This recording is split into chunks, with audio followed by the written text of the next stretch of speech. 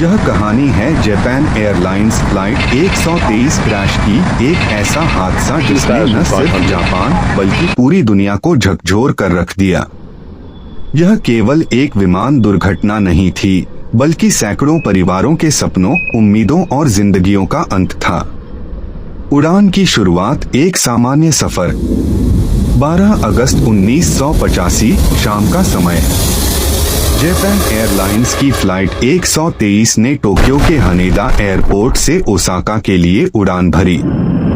विमान में 524 लोग सवार थे, यात्री और क्रू मेंबर मिलाकर। सब कुछ सामान्य था। लोग अपनी सीटों पर बैठे थे, कोई किताब पढ़ रहा था, कोई बातचीत कर रहा था, तो कोई खिड़की से बाहर बादलों को देख रहा था। किसी को भी अंदाजा नहीं था कि यह सफर कुछ ही मिनटों में एक खौफनाक हादसे में बदल जाएगा। अचानक हुआ धमाका, मौत की शुरुआत। उड़ान भरने के लगभग 12 मिनट बाद अचानक विमान के पिछले हिस्से से एक जोरदार धमाका होता है। यह कोई छोटा धमाका नहीं था, यह इतना शक्तिशाली था कि विमान का पिछला हिस्सा, टेल सेक्शन, गंभीर रूप से क्षतिग्रस्त हो गया। असल में विमान का प्रेशर कंट्रोल सिस्टम फेल हो गया था। केबिन का दबाव अचानक कम हो गया और हवा तेजी से बाहर निकलने लगी। इस वजह से विमान का संतुलन पूरी तरह बिगड़ गया। विमान में बैठे लोगों ने तेज झटका महसूस किया। कुछ लोग सीट से उछल गए तो कुछ के हाथों से सामान गिर गया। अचानक ऑक्सीजन मास्क नीचे गिर गए। पूरे केबिन में चीख पुकार मच गई। आसमान में मौत का मंजर। अब विमान पूरी तरह बेकाबू हो चुका था। पायलट कंट्रोल करने की कोशिश कर रहे थे, लेकिन हाइड्रोलिक सिस्टम पूरी तरह फेल हो चुका था। इसका मतलब था कि विमान को मोड़ना, ऊंचाई नियंत्रित करना, सब लगभग नामुमकिन हो गया था। विमान आसमान में लहराने लगा, कभी ऊपर, कभी नीचे, कभी दाएं, कभी बाएं। नीचे जमीन पर लोग इस अजीब हरकत को देखकर डर गए।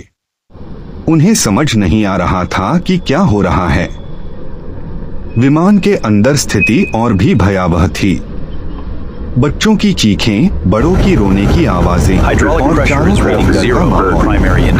कुछ लोग भगवान को याद कर रहे थे, कुछ अपने परिवार के बारे में सोच रहे थे। कुछ यात्री इतने घबरा गए कि वे अपनी सीट बेल्ट खोलकर खड़े हो गए, लेकिन क्रू मेंबर्स उन्हें करने की कोशिश कर रहे थे। आखिरी संदेश, दिल दहला देने वाला सच। इस दौरान कुछ समझ आ गया था कि शायद अब बचना मुश्किल है। हादसे के बाद विस्तृत जांच शुरू हुई। जांच में जो सामने आया वह चौंकाने वाला था। यह हादसा किसी आतंकी हमले या पायलट की गलती से नहीं हुआ था, बल्कि एक पुरानी तकनीकी गलती के कारण हुआ था। साल 1978 में इस विमान के पिछले हिस्से में नुकसान हुआ था, जिसे ठीक किया गया था। लेकिन उस मरम्मत में एक गंभीर गलती रह गई थी। मरम्मत सही तरीके से नहीं की गई थी। एक छोटी सी तकनीकी चूक जो सालों तक नजरअंदाज होती रही, आखिरकार इस बड़े हादसे का कारण बन गई। समय के साथ वह हिस्सा कमजोर होता गया और आखिरकार 1985 में उड़ान के दौरान टूट गया। ऐसी ही जानकारी के लिए वीडियो को लाइक, सब्सक्राइब और शेयर करें। मिलते हैं अगली वीडियो में। धन्यवाद।